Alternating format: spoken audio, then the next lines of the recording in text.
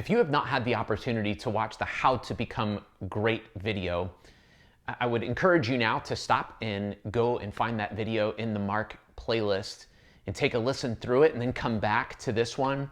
I'm going to be working off of a concept in that video, so take a moment and do that.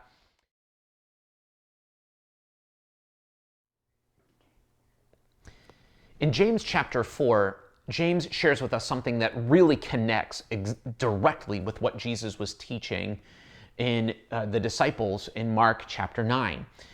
James shares these words in James chapter 4, verse 10. Humble yourselves before the Lord, and he will exalt you.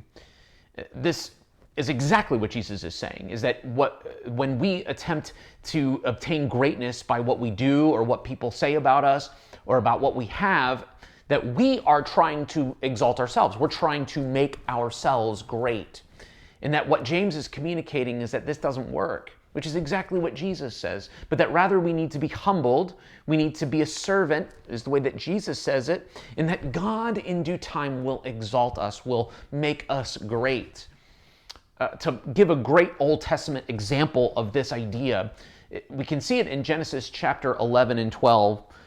Genesis 11 opens with the whole world was still speaking a single language, and we're focused on a city, a town called Babel, and that the whole people come together and they say this: they're gonna make bricks and they're gonna build this tower. Let us build ourselves a city and a tower with its top in the heavens, and let us make a great name for ourselves. This is what they say, and that out of this comes this Tower of Babel that we hear about. And God is very concerned about this, and he ends up coming down and destroying, providing the different parts of speech, and all people disperse all over the earth because of this in Genesis 11. But what really is interesting is what happens in Genesis 12 then, and what God says and what happens next. Genesis 12 turns, and now we start talking about a gentleman who becomes known as Abraham, but now is still being called Abram. Genesis 12 says, Now the Lord said to Abram, Go from your country and your kindred and your father's house to the land I will show you, and I will make of you a great nation. I will bless you and make your name great, so that you will be a blessing. I will bless those who bless you, and him who dishonors you I will curse, and in all the families of the earth will be blessed in you. So you see this incredible contrast from Genesis 11 to Genesis 12. We have the people of Babel that want to make their own name great, and God humbles them. But here we have Abram, a simple man of faith, who has nothing. He does not have land or animals. He does not have an heir, a son, children at all. But that God looks at him and says, if you will stay humble before me and go where I tell you to go and do what I tell you to do, I will make your name great. This is a challenge for us. Humility is not easy.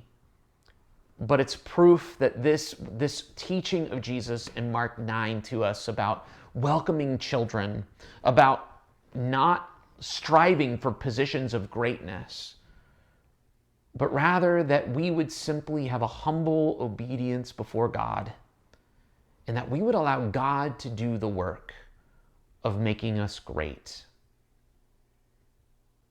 So what does this mean for us? I think at its bare minimum value, it's calling us for obedience to the words of Jesus.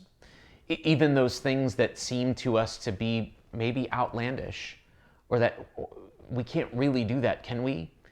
But that having the simple, humble obedience to the words of Christ are what's being called to. That we would be humble enough to acknowledge our need of God. That we would be humble enough to acknowledge that we need to love others. We need to love enemies. We need to embrace people. It means that we're putting aside our wants and desires so that someone else can be served. I think of a day off and your family's together. Are you willing to give others in the family the opportunity to say this is what they would like to do with the day as a family together? Or is always one person dictating? Are you always the one dictating what's going on? Or at a grocery store, that you have the opportunity to allow someone else to come in front of you in line? Or are you bound and determined to be the first one through? Or if you're serving in a church setting, that the statement of church is that children's department is always so incredibly difficult to staff. Getting volunteers to serve the children is so difficult. And that is one of those things where we don't obtain some type of recognition necessarily for that type of service, but that we can have lots of people who desire to serve in places that they can be recognized. Ultimately, this question of humility is found in, are you willing to place others before yourself? Are you thinking of others before you think of yourself? And that if you do that, you'll be humble in the eyes of God, and He will exalt you in due time.